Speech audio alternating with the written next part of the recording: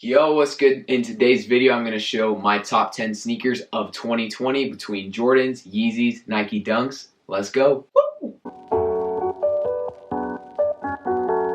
What's good, everyone? Welcome back to the channel. If you haven't already, hit that subscribe button. This is going to be the last video of 2020 here on the channel. 2021 going to be crazy, filled with giveaways, shoe reviews.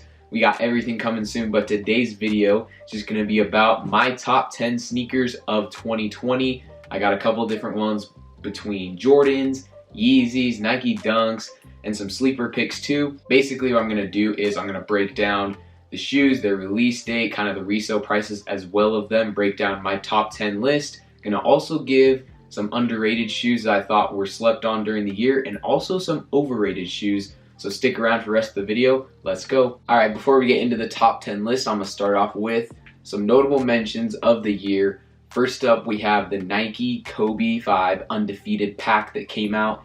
This one came really close to making the list because of how iconic the shoes are. It comes in those two different shoes. Retail was high because you had two shoes, of course, but it was also super hard to cop because only Undefeated dropped it on a raffle.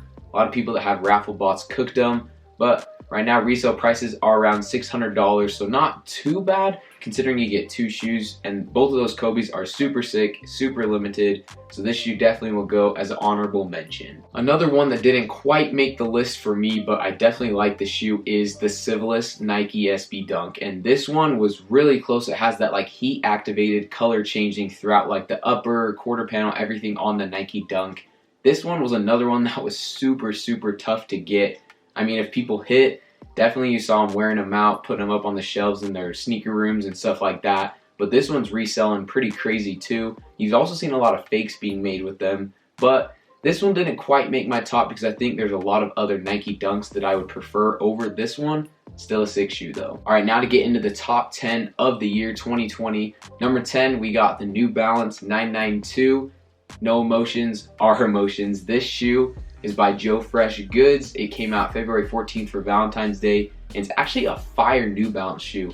Also, New Balances are definitely slept on. Materials are very good. Retail price is usually high with them too, so they do make them very nice. But this one particularly has some very nice colorway on it, as well as the little details around the shoe. This shoe was pretty hard to cop when it came out, and it's also reselling for crazy amounts right now. It's upwards of $1,500 to $1,800 depending the size. But yeah, this shoe definitely makes the top 10 because of its resale price, the hype behind it, and definitely just the colorway and the look of the actual 992 New Balance. Number 9, a recent release that actually just came out here in December, we have the J Balvin Air Jordan 1. This shoe, J Balvin Air Jordan 1, definitely has to go in my top 10 because of how crazy the details are and this actual design of the shoe. I was hyped when this shoe came out, definitely loved everything about it. I know some people are kind of iffy about it, thinking it's a little too much on the Jordan 1, but if you guys didn't check out my last video, I did an unboxing with these and went through what I thought about these shoes.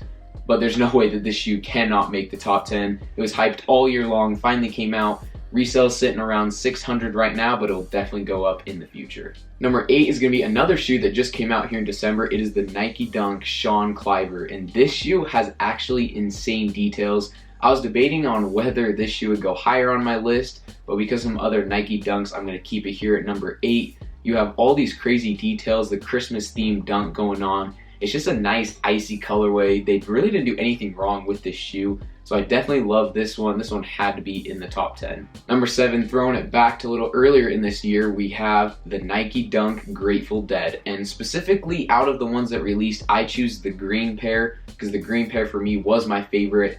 But honestly, all three of them could sit at this spot because of how sick each of the shoes are. I love the design, I love the details on them. Wish I would have hit on them. Resale prices over $1,000. They're going crazy. They'll continue to go up too, but this green pair does it for me. I just love the aesthetic of it and definitely vibe with this Nike Dunk, so it does make the top 10 for me. Number 6 is kind of a low-key Nike Dunk that just came out too, and not a lot of places released them. It was basically just skate shop exclusive. We have the Nike Dunk Habibi. And I talked about this one in Copper Drop for the month of December because I knew this shoe was going to be slept on, and it was very slept on. Low-key release, not a lot of stock, and prices were sitting around $300-400 as the shoe came out. But sadly, they have skyrocketed. They're about, I think it's like $800-900 right now. Yeah, $800 to $900. This Nike Dunk was very slept on. A lot of people finally saw it and they love it. Frameskate did a very nice job on this collab. Another shoe I wish I would have hit on, but it's another skate shop exclusive that would be tough for me to get in my area. So maybe next time, but definitely this shoe hits the top 10 for me. Number 5 is going to be another shoe up here on my wall. It's going to be the Union Air Jordan 4 collab. And specifically, as you know, I went for the Union Air Jordan 4 Guava when they released on the site. And this is the one I loved specifically because of the colorway and the color blocking. The Off Noir pair is nice too, but I think this one definitely hits my top 10 for me. If I had to choose between the two, this would be the one. A lot of people were bagging on this colorway, the design, and then it came out that like the tongue folded up after you unstitch it. A lot of people loved it then, and I just think even though it was exclusive, they didn't release this color on Nike sneakers. I just think that this Union Air Jordan 4, they did a very good job on it. Yeah, they could have done better on some little details of the shoe, but I definitely can't complain with this one. Number 4 on the list, you know I had to throw a Kobe here, and for me personally, it's going to be the Nike Kobe 6 Grinch that just came out. I don't have them here because they're in my basketball bag, but those shoes are so iconic to me. They just came out here in December as well. A lot of bangers in the month of December, honestly, but these ones definitely hit the list. Resale is sitting about $400 to $500, but they'll definitely go up over time. If you're trying to get a pair, I'd recommend to do it now. But yeah, just overall what this shoe means, especially with Kobe passing away this year, Rip Mamba. I had to put this one in the top 10. I was debating between this and the Undefeated pack, but just the Grinch and the history behind the shoe definitely hits. Now these next 3 I had a tough time putting in order, but I think I finally came to the conclusion. Number 3 is going to be the Dior Air Jordan 1 collab. I just put the highs and the lows together and just said the Dior collab because they just kind of went together. Very exclusive shoe, hard to get. Resale prices have honestly kind of gone down. I think it's just because of the economy and everything going on in the world right now. Those shoes will definitely go up. I prefer the lows. If I had to choice between the two, I definitely cop the lows. But I definitely love the shoes. Retail was high, resale is high, but just an iconic shoe everyone was waiting for. So this one, you know, had to hit on the top 10. Number 2 on the list is going to be the Travis Scott Nike SB Dunk. This shoe was definitely one of the hardest releases to hit on this year. Super limited, only to skate shops, and a lot of back doors as well. And I wish I would have hit on that. That one would definitely go up on the Travis side of the shelf because I love that shoe. That's one of my favorite Travis shoes. Resale is around $2 grand. It's going crazy, so probably won't ever be hitting that one for a personal, but I wish I would have hit because that, like I said, is one of my favorite shoes. Love the details, love the elephant print as you can like scrape away from that upper material on there to get the different design under it. I just think they're just an iconic shoe. Travis did a great job on them. I know they got some hate, but for me, this definitely hits number 2 on the list. And finally, number 1 on the list is going to be a women's exclusive shoe. Is going to be the Off-White Air Jordan 4 Sail. This was definitely the best shoe of the year. Anyone can argue me all day long, but there's no way that this shoe doesn't hit. Clean colorway, classic sail colorway, so dope. The details all around the shoe are insane. It was limited, resale's going crazy. Women's sizing kind of even made it more limited and more sought after. And I really do wish that this shoe would have been more available because that's another one that I definitely want up on the wall. But for me, that is the shoe of the year, Off-White Air Jordan 4. Now before I dip out, I wanted to say what I thought was the most overrated and most underrated. You guys probably saw a couple shoes didn't make my top list.